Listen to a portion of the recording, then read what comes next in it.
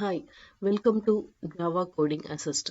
In this video, we are going to see some of the Java 8 Streams API operations. To start with the generate method. This generate method is used to create a stream of operations. It is taking actually an argument. We are passing an argument to the generate function, which is nothing but a supplier. This doesn't take in anything. This supplier doesn't take in anything, but it returns a stream of integers. This is how we write the functional interfaces as an argument. We use the random class to generate a inset of integers. And limit. Limit is used to limit the number of generated values to 5. We can just pass any arguments. So it is used to limit the size of the stream. This new random next int is a class method writing style, and it is nothing but the functional argument. It is an example for a supplier functional interface. Next, using that created stream, we are just calling a for each method, and we pass in the consumer. For each value in the stream, we are just going to print the stream out. It is taking an argument x and it is printing that values. The x is nothing but the values in the stream. If the stream has 5 values, this for each value it will print out the value. This is an example for a consumer functional interface type, because it consumes the value but it doesn't return anything.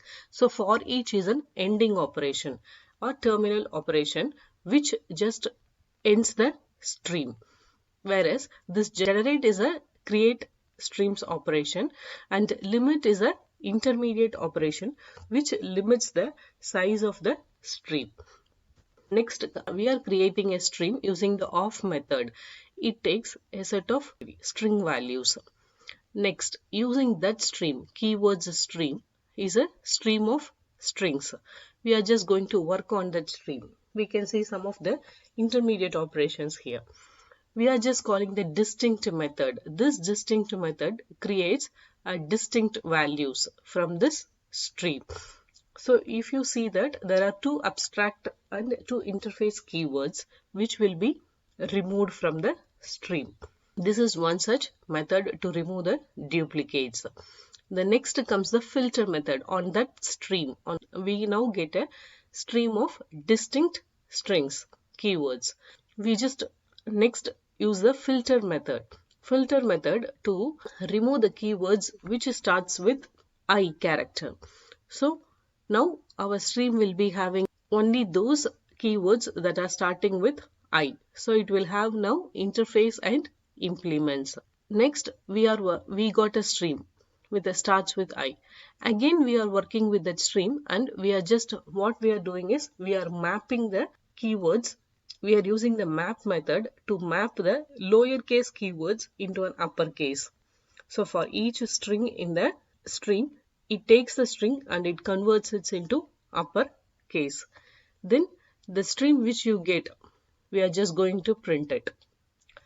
Like we can see how the functional interfaces works with the streams. The filter method is taking an function as an argument. We are passing the value string, for which it will check whether it starts with I and it returns. If it is true, that particular keyword will be added to the stream.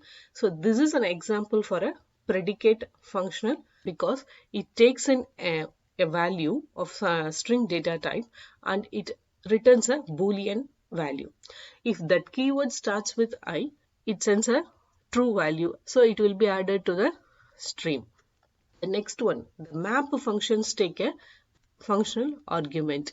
It takes in the string, it do some operation, that is it converts it into uppercase, and it again returns a string. So it is taking some value and it is returning some value. So it is an example for the function type of functional interface. The next comes the for each, where it just takes in the values in the stream and it just output it into the console, but it doesn't return anything. So this is an example for a consumer. The same thing can be written in a single line. Like keyword streams dot distinct.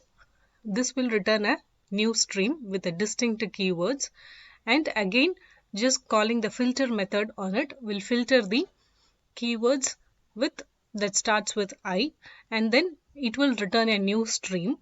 And we can just call the map method on the same stream to just convert the lowercase into uppercase. And finally the for each on the resulting stream will print all the elements in the stream. So instead of writing in multiple lines, you can just write it in a single line.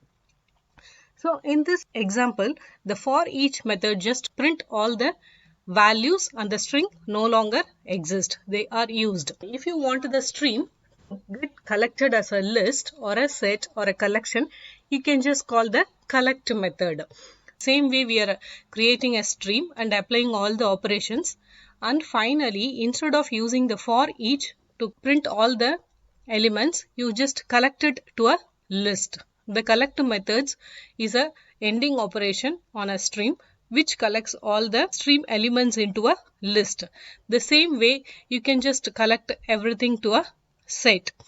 If you see the set example, I didn't use the distinct operation on that because the set will not allow duplicate values. So it itself identifies only the unique elements and just converts it into a set. You can just convert the stream into a map too. So in this example, you have an array list of employees, and here is an example to convert the stream into an employee. You just call the stream method on this employee list and you collect it as a map, collectors.toMap. It will create a map such that the key will be the employee ID and the value will be the employee object itself. After applying all the operations, you can just convert them the stream back into a list or a set or a linked list or a map. So these are all the important functions and operations in a stream API. So you can use this stream API to write code in an elegant way, and it is also useful for parallel processing. We can see the parallel processing on streams in the next video. Thanks for watching. Bye.